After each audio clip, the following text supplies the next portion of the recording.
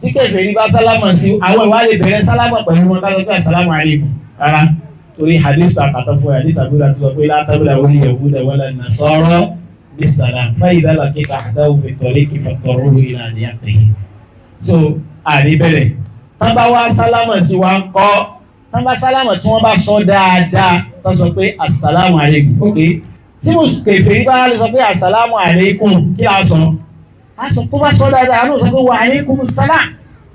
di ó ní ti ní pé a lè lé òun kún gẹ́gẹ́ bọ́n sọ pé wá ìdá èyí tó ń bí tahiyyatin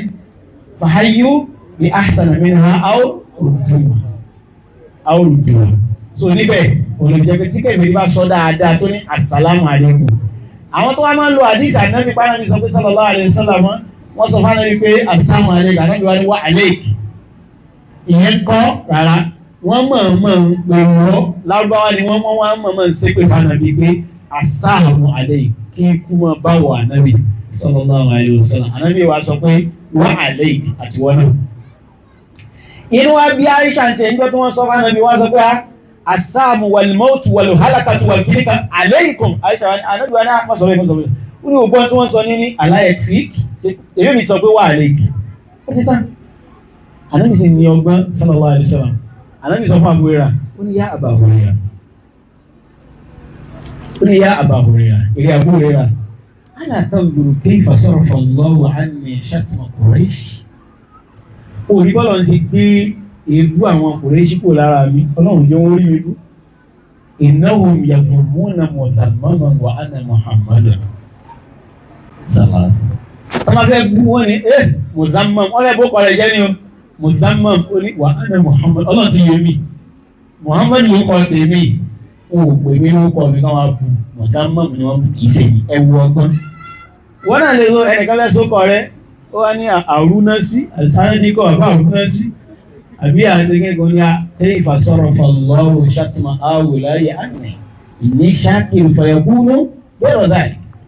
àwọn sì sọ nǹkan mi kìíní wọlúmọ̀ kò sáàdà pọ̀ mi walhamdulillahi rabbil alamin. So wà ní dáhùn tí kèfèrí bá sálámà dáadáa á dà lọ àmọ́ tí ò bá ti sọ dáadáa tí wọ́n ń ṣe àwọn mùsùlùmí náà wà tí ò yẹ ká dá lóhùn àwọn aslam like assalamu alaykum aslam gbogbo wáṣíkù yẹn títí Islam tí o bá tẹ̀ tí wọ́n fi mọ́tò sí àlè fáàlù yẹn pé o bá wọn kẹ́ sọ pé assalamu alaykum wọ́n ní assalamu alaykum èpè burúkú ẹni náà lọ́wọ́ sáàrẹ̀kù àwọn èpè burúkú táwọn yẹn gbéra wọn ṣẹ́ nìyẹn èyí máa ń tẹ́tí dáadáa ètò dáhùn sálámà ó gbé mi báyìí ó gbé ìwọ náà nù pé assalamu alaykum wa alaykum láwọn obìnrin ní wọ́n sábà ṣe kí ní ẹ̀jù ìwọ ńlá kọ́ níbi sálámà tó yọ lọ assalamu alaykum ẹ̀mí sọ pé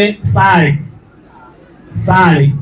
kí ló lẹ́nu assalamu alaykum wa rahmatullahi wa barakatuh ẹ̀dá kan jẹ̀mọ́ so bí ẹ̀ bá sọ fún sọ ẹ̀yìn ló dá padà fún mi pé wà alaykum láti ní kiri laqad kana lakum fi rasulillahi uswatun hasanah Allahu a'lam.